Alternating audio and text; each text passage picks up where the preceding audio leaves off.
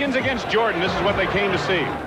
As the league's leading scorer, Michael Jordan, and the league's #2 scorer, Dominique Wilkins, began the game by torching the airways with their high-flying exploits. This again blocked by Horace Grant. Good defensive sequence for the Bulls. Jordan in transition. Yes, sir. All the way, layer to layer. Wilkins on the move. Oh, man. Jordan on the drive. Yes, sir. Atlanta would have to do more than just contend with Air Jordan, as another member of the Bulls squadron took to the sky. Here comes Pippen. Oh, yes! Robinson, the feed for Real. But the Hawks still managed to build a first-half lead, as Atlanta was clearly not intimidated by the chance. Off the mark, and here come the Hawks. Wilkins. They are scoring in a hurry. Wilkins for a 10-point lead, yes. But a Bull run was inevitable. Led by Pippen, Chicago's defense clamped down and narrowed the gap to 5 at the end of the first half.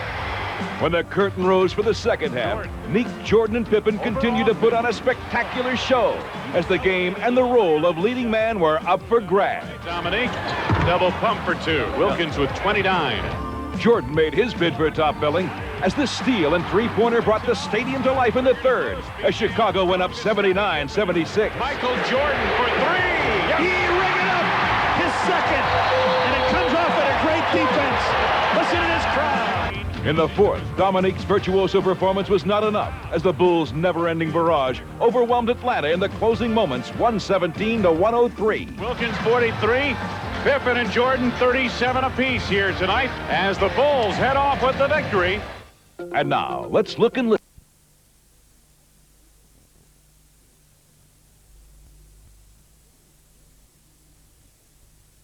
Oh, it's hot.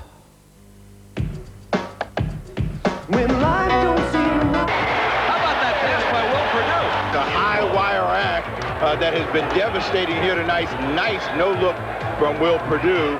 The forwards are Larry Bird and Kevin Gamble. Robert Parrish is the center, trailing Phoenix by 14 in the second quarter. Veteran center Bill Cartwright stepped up with a season-high 17 points. And down the stretch, Michael Jordan took matters into his own hands. This place is going crazy, Red. The following night in...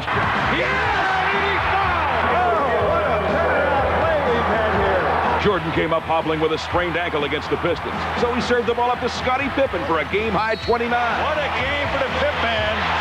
And finally, Houston ran into Chicago's bullish defense as Horace Grant led the charge. Pippen to Grant. Horace, the Bulls are rolling.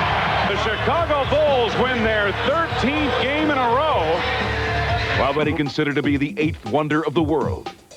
Now on NBA action, the spellbinding superstar holds court. Michael Jordan is perhaps the most spectacular player ever to play the game of basketball. He has amazed. He has astonished. And for a moment, he can make us believe that man was meant to fly. Get up! Get up! Jordan on the drive. All the way to the rack. Oh, powerhouse! With an unbelievable array of offensive weapons, Jordan is virtually unstoppable. Oh, what a move by Jordan! It counts.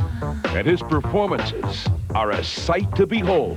He's a pro's pro, and we even like to see him play when we're not playing against him. You watch him, and he do something, and you be like, Jordan, fake right, go left to the base, he's inside. Reverse layup, what a move! I wish he could do that again. I pass to Michael, reverse! Oh, yeah. If he came on once a week like the Cosby Show, I'd sit there and watch. Michael Jordan. Though he's often spectacular, 63 for Jordan. A new NBA record has been set in the Boston Garden. he's more than just a sensational scoring machine. He plays to win. He just doesn't play to do all the fancy things. His scoring is the most notable thing about him, but he does so many other things to make his team better. He dominates the game on the offensive end of the court, but he also dominates the game on the defensive end of the court. And that takes more away from the other team's confidence than anything that he can do offensively. Here's Jordan, a steal from Dumars, takes it in for the dunk. You become consumed by Michael Jordan. You become consumed that he's out there. Relentlessly stalking each opponent. His ability sometimes appears superhuman. You know, he goes inside the phone booth and puts on his Superman suit, and, you know, he's everywhere. With selfless determination on both ends of the court, Jordan will do whatever's necessary to win. That's a Magic Johnson pass. People always talk about Magic Johnson's passing ability, and they always talk about Larry Bird's passing ability. But it's rarely people really recognize Michael Jordan for the exceptional passer that he is. Michael Jordan has earned recognition for many of his talents. But until recently, his ability to assist his fellow Bulls has been an overlooked asset. Once considered a solo performer, Jordan has proven that he's one of the game's ultimate team players. Jordan's so unselfish, he finds the open man. Sometimes you get caught up in watching Michael floating through the air, and you forget he passes just as much as he shoots. When people see the shots, they don't see the assists. He's just an all-around player. He doesn't care. He just wants to win. He just wants to win. He'll do anything he can to win a basketball game. He can't be judged by the points he scores. You know, he can score at will, pretty much. And now he's trying to get his team involved, trying to do what it takes to win. You know, he's been scoring champ, he's been defensive player of the year, he's been dunk champ, he's been everything. He wants to win. Michael Jordan has unselfishly adapted his abilities to lead his teammates to a championship. He has embraced the philosophy that winning transcends individual accomplishments. And through this evolution, he's learned a valuable lesson. I've been able to change my game, and Michael Jordan has emerged as a player able to know what to give as a player, as a person, to get to another level. To once again ascend to the plateau of an Olympic champion, Jordan's responsibilities will be self-defined. I always consider my role on this team as a leader is a utility man. You know, step in and plug in the holes wherever we're lacking something. We're going to go out and represent the United States, and I feel very confident that we can do a very good job at it. And now we'll see Jordan's unreal talents put to the test in this week's Classic Confrontations as he crosses paths with Dominique Wilkins. When those two guys get together, you know it's going to be flair for the spectacular. I mean, anything you can imagine. Now, those guys are going to put on a show. Wilkins against Jordan. This is what they came to see. That's great to see them play. Everybody be hyped up for that, and they should, you know, put it in Blockbuster and sell it. Probably be a #1 seller. There's one for the cameras. That's an entertainment or showmanship, if you want to say it, of two people who has tremendous creativity, and you never know exactly what's going to happen next. Throughout the years, these aerial improvisationalists have defied the laws of gravity, staging mid-air battles against each other while challenging the creative bounds of their sport. They go back to like the shootout. You know, it's like, okay, Mike come down and he said, boom. Oh, powerhouse! He come down, he, boom. And they just go at it, you know, and it's good competition. They both trying to win, and after the game, they probably go out to the party. Michael and Dominique are just two of the many explosive scorers the league has. The whole team collapses on him. Down low for Dominique. Baseline drive. Dominique. Oh, my goodness! Did you see that jam? I don't know how he did that. Dominique! Bob Lanier had covered the rim, and I turned sideways, and I turned back around in the air and dunked it on him. That still sticks out in my mind. I just know, you know, anytime Chicago comes in town, you have to leave your family and everybody else home. You don't want to be embarrassed. Now the Bulls beat the pressure. Jordan from Vincent. Look out. And alley-oop went up in the air on the fast break, and all of a sudden, Jordan went up about 10 or 12 more notches than I did. You know, not ashamed to say, you stand there in awe. I still have vivid memories of a Dr. J tomahawk dunk. Eaton had stayed back, but here comes Irving anyway. He went up over the top of me and came crashing down and about took the rim off the backboard and just kind of left me standing there with Spalding across my head. People don't realize is I played 15 minutes that night and I fouled out. And I was a little bit upset because I thought I was getting some bad calls. And I just needed some way to show my anger out. Kemp picks Mark Jackson, gets the give and go. Oh! It was no way that we thought he could dunk the basketball, but he proved us all wrong. Oh, please, let's see that again 100 times. Well, I think it was one when Chambers went over Mark Jackson. I mean, that was an awesome dunk. 2-on-1, KJ to Chambers, jam! Oh, boy, he went right up Mark Jackson. When he hit Mark, he was already high, but when he hit Mark, he went a little higher, and he just tore the rim down. Dominique, it's a tip jam. He comes over about 2 of his teammates back and just jump right over on one hand, just rolls it down through the hoop. I mean, it's just awesome. You see that, you be like, God. I'll tell you a story that I think summed the whole thing up. We was playing Chicago in Salt Lake.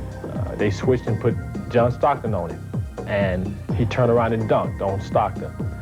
So some guy got up and almost followed him down the sideline and said, hey, Jordan, pick on somebody your own size. So next time down the floor, he dunked on Mel Turpin and went over and looked at the guy and said, was he big enough? Now it's time for the stuffs that legends are made of, as we meet the outlandish 6'1" Kevin Johnson against 6'11" Stacey King. KJ comes out on top. That's good. He was going to go up and stuff it. He went by Craig Hodges like he was standing still. At number 9, it's Dennis Hobson throwing it down with authority and taking Marcus Liberty down with him. And you talk about a quick dunk. Yet another fearless guard, Hersey Hawkins, takes on Patrick Ewing and wins the battle. It goes in. And the whistle as well. How about that play? Some play, Hersey Hawkins. The shot by Bimbo Coles looked short until the long arm of Grant Long took it home. Grant Long never saw the basket. It was backwards to the goal, but he tipped it in anyway. Number 6, Eddie Johnson upstages the Lakers with his own version of Showtime. Oh, what a great backhand spin shot in. He's fouled. Wasn't that a nice shot? Eddie Johnson. Mark Jackson's beautiful dish sets a table for Ewing, and Patrick cleans up. Portland made a long-distance connection, and it was Ala Abdelnaby who finally got the call.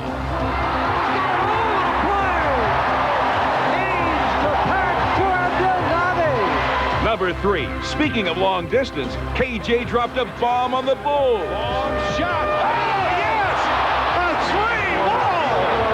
Oh! Number 2, the shot of the week that didn't even count. Chris Mullin dropped one out of the sky. Threw it off the top of the ceiling here, and the ball went in. The Warriors can do no wrong. At number 1, the Knicks' John Starks. How in the world did he do this? Oh, brother, what a shot by John Starks! At the 24-second buzzer. This is Nike NBA action. Hold on, folks. Magic Johnson. Barkley for 3. Magic Johnson's HIV condition has done nothing to diminish America's respect for him. And if it has affected his confidence, no one can tell. It's an all-star game. You're seeing some outstanding basketball being played. Magic Johnson. With former basketball greats watching from the stands, Johnson was voted MVP with 25 points, 7 more than arch-rival Michael Jordan. I remember last year in Charlotte. Michael Jordan! Oh, my! It's that shot-for-shot combat with Jordan that Magic misses most. That day has come, and he's taking it and running faster and jumping higher than I had ever had. And the thing about it, though, that I hate, though, is that I've left him too soon, and he feels that too.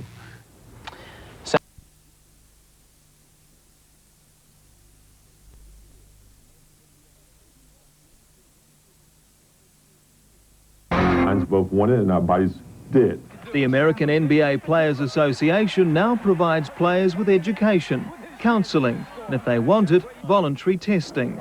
But it seems attitudes are hard to change. It's been going on since the beginning of time. The men chase women and, well, vice versa. It happens. In Florida, Magic Johnson led his team to a stunning 40-point victory. It remains to be seen if he can also lead players and fans